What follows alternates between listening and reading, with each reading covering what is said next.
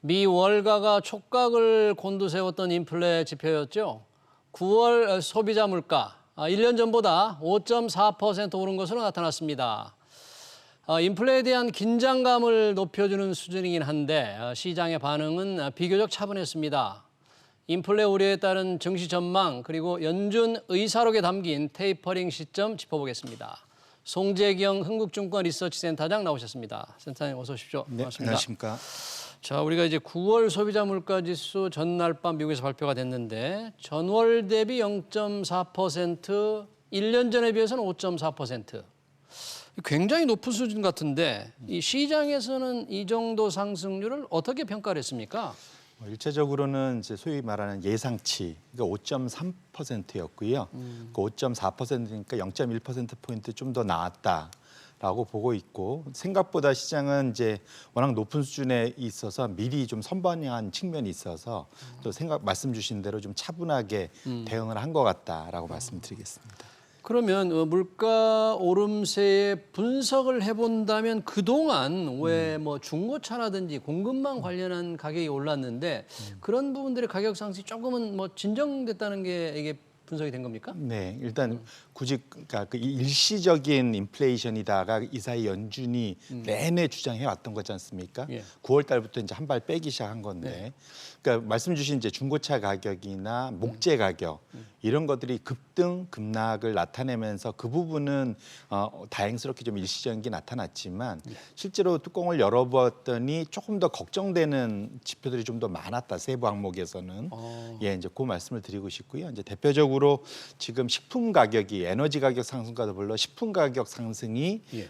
이번 그 인플레이션 증가의 주범이라고 볼 수 있을 식품 것 같고요. 가격이요? 네. 그다음에 이제 내내 걱정했던 주거비, 그러니까 네. 집값이 올라가면서 그것이 이제 물가에는 천천히 이제 반영되기 시작하거든요. 네. 이것이 이제 본격적으로 반영이 되기 시작했다. 그러니까 이제 문제는 뭐냐면 집값은 한번 반영이 되기 시작하면 규모도 크고 상당히 오랫동안 반영이 되기 때문에 지금 내년도로 넘어가는 이 시점에서 이제 집값이 단기에 해결될 기미가 안 보이기 때문에 예. 그와 관련된 물가 상승을 상당폭 밑에 깔고 이제 내년을 맞이해야 된다라는 걱정이 있습니다. 네. 여기에 추가로 지금 에너지 가격이 이제 사실은 복병이 돼갖고 새롭게 나타났지 않습니까? 예. 그래서 천연가스 가격 급등하고 석탄가스 가격 급등하고 이제는 이 두 개가 하다 보니까 이제 유가까지 올라가는 이러한 이제 서로 간의 이제 상호 반응을 일으키면서 내년도에는 이제 에너지 가격도 만만치 않겠다라는 걱정, 이런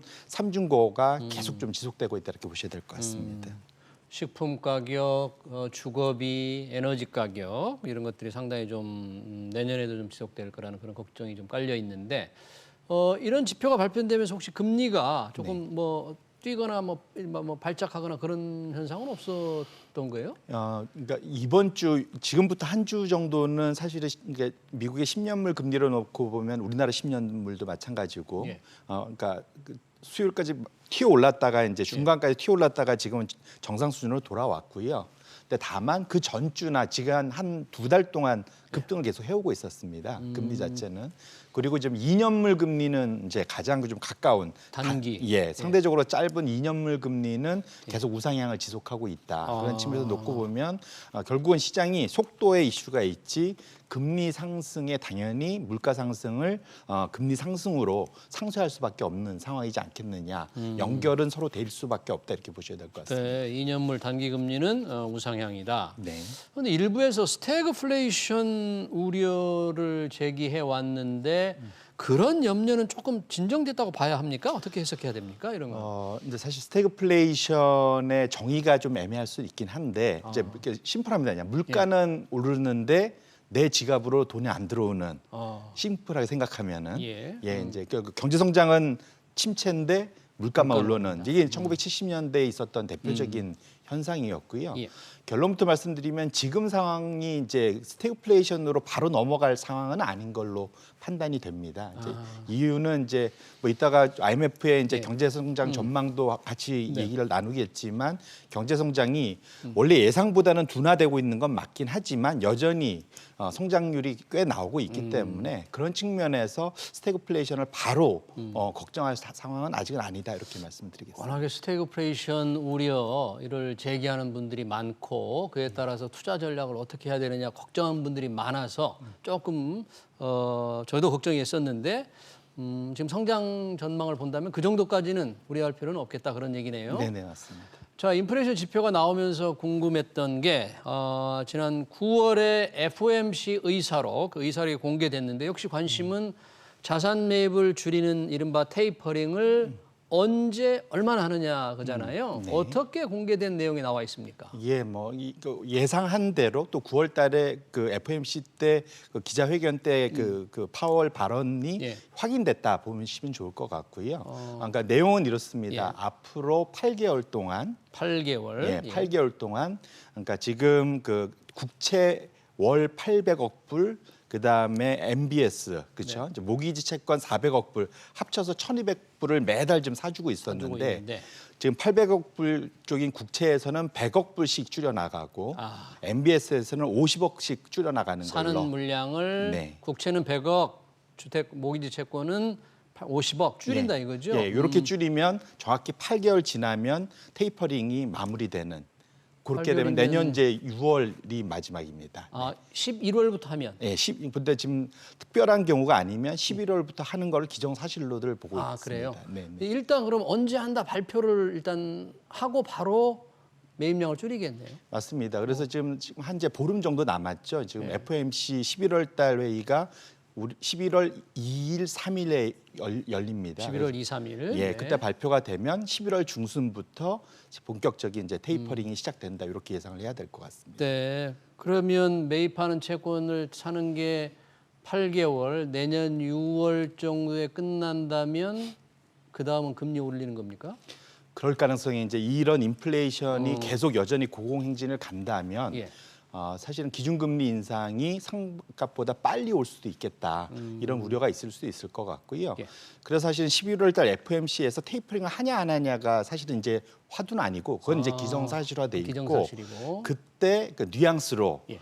소위 기준금리 인상 시점이나 횟수에 대한 느낌을 시장이 받기 시작한다면 생각보다 빠르다고 생각한다면 사실은 금리는 더 가파르게 빨리 위로 튀어 올라갈 수가 있고요. 네. 시장에는 충격이 될 수가 있습니다. 그래서 우리가 지금 집중을 해야 될 거는 11월 2, 3일에 있을 FOMC에서 예. 기준금리 인상에 대한 그 뉘앙스를 어떻게 주느냐에 대해서 집중할 필요가 있겠다 이렇게 말씀을 드립니다. 테이퍼링 계획과 물량은 이미 이제 기정사실화하고 끝나자마자 바로 금리를 올릴 것인가 아니면 일정한 간격을 두고 올릴 것인가 이게 앞으로 투자자들이 좀 주목해야 될 거라는 거네요. 네, 맞습니다.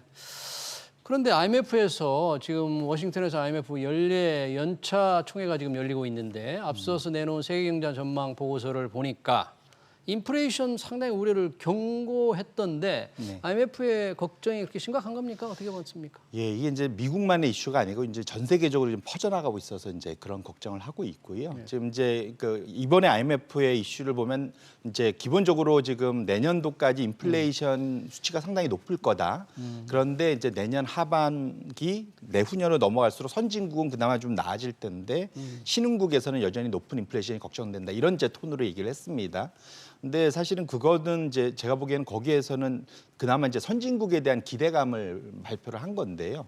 여전히 사실은 지금 유럽발 그 에너지 위기, 예. 미국발 그 집값 상승에 따른 인플레이션을 생각한다면 결코 선진국도 그 거기에서 예외일 수는 없습니다. 그래서 IMF가 사실 이번에 자산 가격 붕괴에 대한 이제 경고를 같이 줬거든요. 어떤 걸 경고했어요? 이제 어떻게? 결국은 이제 중앙은행들이 인플레이션 우려 때문에 기준금리를 생각보다 빨리 올리는 긴축으로 들어가기 시작한다면 이미 상당히 버블권에 올라와 있는 자산 가격이 생각보다 격하게 반응할 수가 있겠다. 자산이라면 주식과 부동산이겠죠. 예, 맞습니다. 네. 급격하게 반응할 수 있다, 조정된다, 네, 떨어질 맞습니다. 수 있다. 왜냐하면 이제까지 사실은 우리가 좀 쉬운 돈이라고 하죠. 이지머니 돈잔치로 사실은 이제까지 시장이 흥청망청한 감이 있기 때문에 네. 그것 때문에 많이 올라와 있는 주가나 집값 같은 그런 그 자산 가격 자체에 인플레이션에 대응하기 위한 긴축은 분명 타격을 크게 줄 수 있다라는 우려를 IMF가 나타낸 거다 이렇게 보시면 좋을 것 같습니다. 그래요. 그런 경고를 좀 귀담아 드려야 될 것 같은데 아까 말씀을 하셨는데 지금 인플레로 인한 뭐 소비 여력도 감소하니까 성장률은 조금 세계 경제 성장률 좀 낮춘 거죠? 네, 맞습니다. 원래 이제 3개월 전에는 세계 성장률을 올해 6% 정도, 6% 봤는데 0.1%포인트 낮춘 5.9%로 낮췄고요. 큰 건으로 보면 선진국은 대부분 낮췄습니다. 우리나라만 4.3% 유지했고, 우리는 유지했고. 미국은 원래 7%를 생각했는데 6%로 1%포인트를 많이 낮췄죠. 그래서 예. 전반적으로는 많이들 좀 그 소위 성장률에 대한 걱정, 그 둔화 걱정. 그래서 IMF가 이번에 그 했던 그 전망을 한마디로 요약하면 예. 물가는 예상보다 빨리 올라갈 소위 이제 업사이드 리스크라고 하죠. 빨리 올라갈 수 있다. 예, 걱정이 되고 경제 성장은 다운사이드 리스크, 떨어질 걱정이 있다. 그 두 가지 한마디로 압축한다면 예. 이번 경제 전망의 포인트는 거기에 있다 이렇게 보시면 좋을 것 같습니다. 예. 물가는 빨리 오를 수 있고 성장은 떨어질 수 있다. 둘 다 이 증권 시장에는 별로 좋지 않은 분석과 뉴스인데. 네, 맞습니다. 그럼 이런 상황에서 투자자들이 조금 이제 걱정을 하고 있는데 반면에 그 주가를 움직이는 게 그런 거시 변수만이 아니고 또 중요한 게 기업의 실적이지 않습니까? 네, 맞습니다. 지금 3분기 이제 어닝 시즌이 돼서 기업 실적이 발표가 되고 있는데 자, 거시 경제의 조금 어떤 부진 상황과 기업 실적의 어떤 두 힘겨루기 내년 또는 4분기와 내년 어떻게 우리 센사님 전망하세요? 이제 그 시장은 상당히 변덕스럽고 그다음에 그 먼 미래를 많이 반영을 하죠. 그런데 그러니까 소위 이익의 절대 규모보다는 변화율에 항상 민감하게 주가는 반영을 합니다. 이게 무슨 말이냐면 증가율이 얼만큼 나오느냐가 더 중요하거든요. 그래서 올해 미국은 한 60% 이상의 그 이익 성장이 나왔고 한국은 100%가 나왔습니다. 2배가 됐거든요. 작년에 비해서. 이익 증가. 네네네. 상당히 큰 증가인데 예. 문제는 그 분기로 봤을 때는 2분기가 피크였다라는 거죠. 2분기가 예, 2분기가 가장 높은 성장률을 보였고 피크 아웃을 했다는 얘기입니까? 예, 그렇죠. 정점을 이번 지나서? 3분기도 좋은 호실적이긴 하나 지금 증가율은 2분기만 못하게 이제 나올 거고요. 요게 계단식으로 떨어져서 내년 1, 4분기에는 한 자릿수로 많이 내려올 것 같습니다. 그래서 그래요? 내년은 미국이 대략적으로 한 6% 전후의 이익 증가, 한국도 뭐 비슷합니다. 그래서 그렇게 놓고 보신다면 증가율 측면에서는 올해는 워낙 작년보다 이익이 많이 늘었지만 내년으로 지금 이제 한 분기밖에 안 남지 않았습니까? 그래서 내년으로 갈수록 증가율이 떨어진다는 측면에서 시장이 조금은 재미없어질 확률이 점점 높아지고 있다 이렇게 말씀을 드리겠습니다. 그러니까 이익의 절대 규모 못지않게 증감률이 중요한데 증가율이 조금 많이 둔화될 거다. 네.